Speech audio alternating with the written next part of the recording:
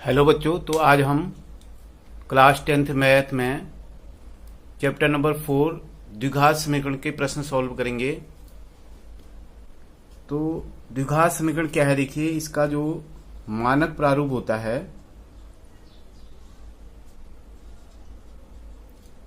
वो कैसा होता है। देखिए मानक प्रारूप ax² plus bx plus c equal to 0।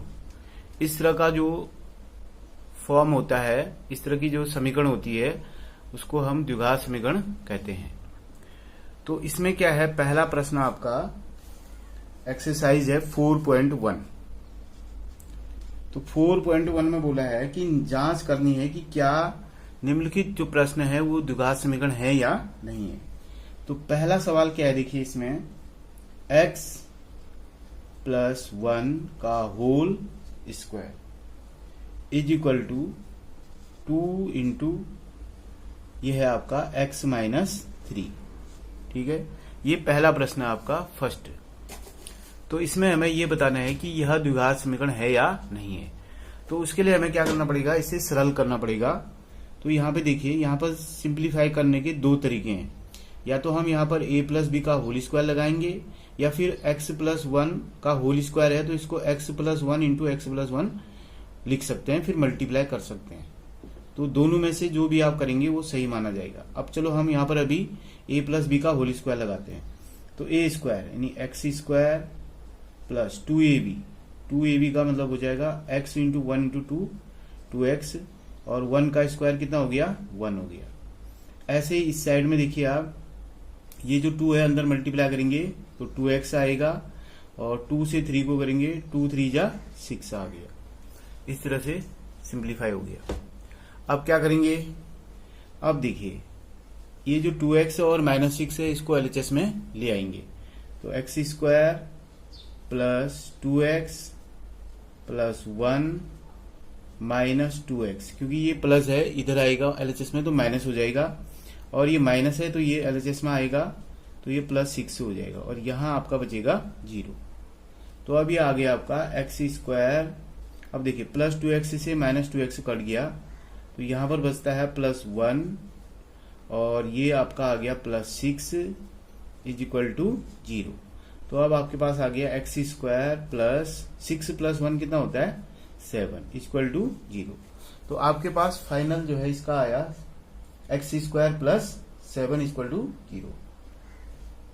तो अब हम क्या करेंगे, देखेंगे यहाँ पर जो x है इसकी जो उच्चतम घात है वो 2 है। ठीक है, तो जब किसी भी समीकरण में चर की उच्चतम घात 2 होती है तो हम उसे द्विघात समीकरण कह सकते हैं। तो कहने का मतलब कि इस फॉर्म में ये कहा जाएगा, ये x square plus b x plus c equal to 0 के फॉर्म में कहा जाएगा। ठीक है, तो इसीलिए ये एक्स स्क्वायर प्लस 7 में x की घात 2 होने के कारण यह एक द्विघात समीकरण है।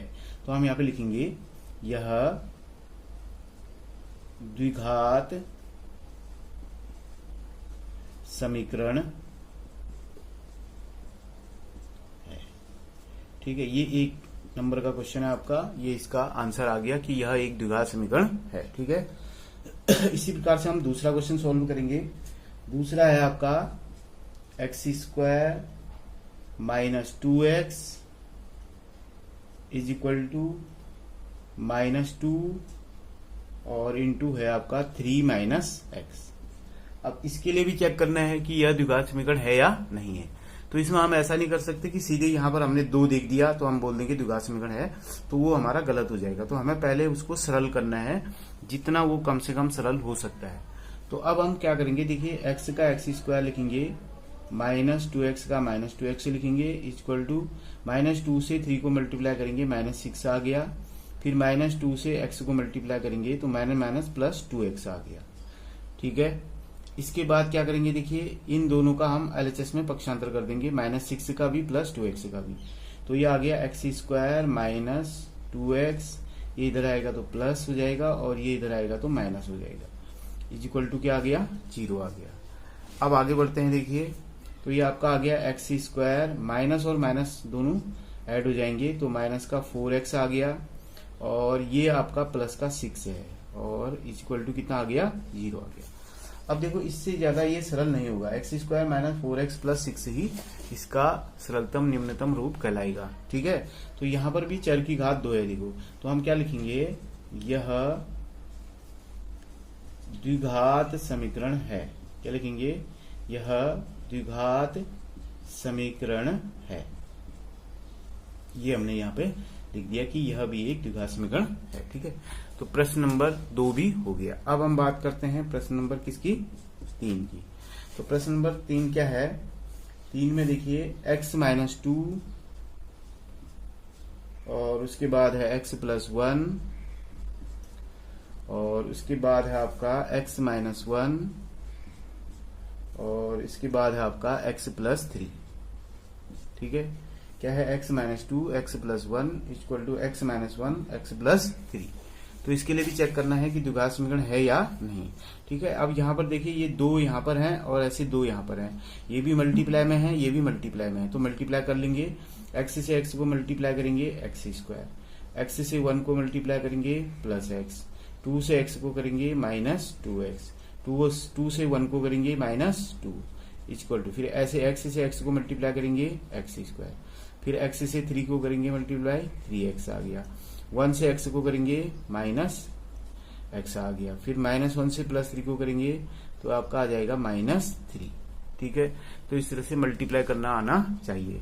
अब यहाँ पर देखो आप, ये एक्स स्क्वायर आरएचएस में है और ये एक्स स्क्वायर एलएचएस में है, तो ये दोनों सेम है, तो आप सीधे काट सकते हैं। अब इस प्रश्न में देखो बच्चों, आपको इससे ज्यादा इसको आगे जाने की जरूरत नहीं है, क्योंकि रिजल्ट आप यहीं पे दे सकते हैं, क्योंकि जो स्क्वायर वाले पद थे वो कट गए। यहाँ पर भी देखो एक्स स्क्वायर था वो भी कट गया, यहाँ पर भी एक्स स्क्वायर था वो भी कट गया, अब स्क्वायर वाला तो कोई बचा ही नहीं। तब हमें यहाँ पर पक्षांतर करने की, एलएचएस आरएचएस में ले जाने की कोई आवश्यकता नहीं है। यहीं से हम फाइनल आंसर लिख सकते हैं कि यह द्विघात समीकरण, यह द्विघात समीकरण नहीं है। क्या लिखेंगे इसका, यह द्विघात समीकरण नहीं है। क्यों लिखेंगे ऐसा, क्योंकि देखो ना, स्क्वायर और द्विघात वाला जो पद है वो तो कट गए, अब इसमें द्विघात अर्थात स्क्वायर आने की कोई संभावना नहीं है, तो हम लिखेंगे कि यह द्विघात समीकरण नहीं है। तो ये प्रश्न नंबर 3 का आंसर आपका आ गया। ठीक है, अब हम बात करते हैं प्रश्न नंबर किसकी, 4 की। तो प्रश्न नंबर 4 क्या है आपका, देखिए प्रश्न नंबर 4 है x माइनस 3 और उसके बाद है आपका 2x प्लस 1 और इसके बाद आपका है इधर आरएचएस में है x इंटू एक्स प्लस 5।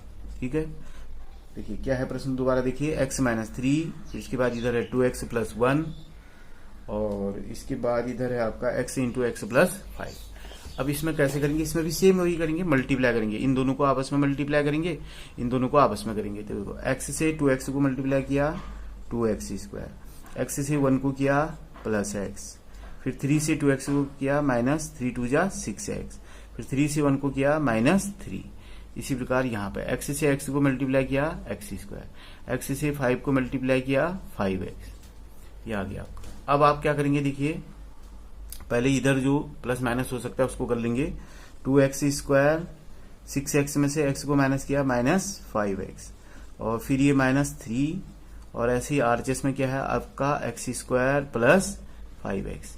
अब क्या करेंगे, जो x स्क्वायर प्लस 5x है दोनों को एलएचएस में लाएंगे, तो 2x square minus 5x minus 3, ये तो अपने स्थान पर है, ये प्लस था इधर आके क्या हो जाएगा माइनस हो जाएगा, ऐसे ये भी प्लस था इधर आके क्या हो जाएगा माइनस हो जाएगा, माइनस 5x इक्वल टू 0। अब क्या करेंगे, देखिए 2x स्क्वायर में से x स्क्वायर माइनस हो जाएगा, क्योंकि ये प्लस है ये माइनस है, तो 2x square minus x square minus करेंगे तो कितना आएगा 1x स्क्वायर आ गया, फिर ये माइनस 5x है, ये माइनस 5x, ये भी माइनस है ये भी माइनस है, तो दोनों जुड़ जाएंगे मतलब प्लस हो जाएंगे, तो ये आ जाएगा 5 प्लस 5 10 आ गया, 10x आ गया। और ये माइनस 3 अकेला है, देखो इसके जैसा कोई नहीं है, माइनस 3 इक्वल टू 0। अब इससे ज्यादा नीचे ये सिंप्लीफाई नहीं होगा, तो इसका क्या आ गया आपका x स्क्वायर माइनस 10x से माइनस 3 इक्वल टू 0 आ गया। तो यहाँ पर भी देखो जो चर है x है, इसकी घात 2 है। ठीक है, ये चीज देखनी जरूरी है इसमें, तो x की घात 2 है तो हम लिखेंगे यह एक द्विघात समीकरण है, यह एक द्विघात समीकरण है। तो इसका रिजल्ट भी हमने दे दिया। ठीक है, ये क्वेश्चन नंबर 4 था बच्चों। अब हम बात करते हैं इसके क्वेश्चन नंबर 5 की, पार्ट 5 की बात करते हैं। तो पार्ट 5 में क्या है, देखिए पार्ट 5 में है 2x माइनस 1 और इधर है आपका x माइनस 3 और ऐसे ही इधर है आपका इक्वल टू x प्लस 5 और इधर है आपका x माइनस 1। तो यहां पर भी देखते हैं कैसे होगा। देखिए यहां पर भी सेम हम मल्टीप्लाई करेंगे, इन दोनों को आपस में मल्टीप्लाई करेंगे, इन दोनों को आपस में। तो देखिए 2x से x को मल्टीप्लाई करेंगे तो 2x स्क्वायर आ गया, 2x से 3 को करेंगे तो 2 3 जा 6x आ गया, 1 से x को करेंगे माइनस x आ गया, 1 से 3 को करेंगे प्लस 3 आ गया।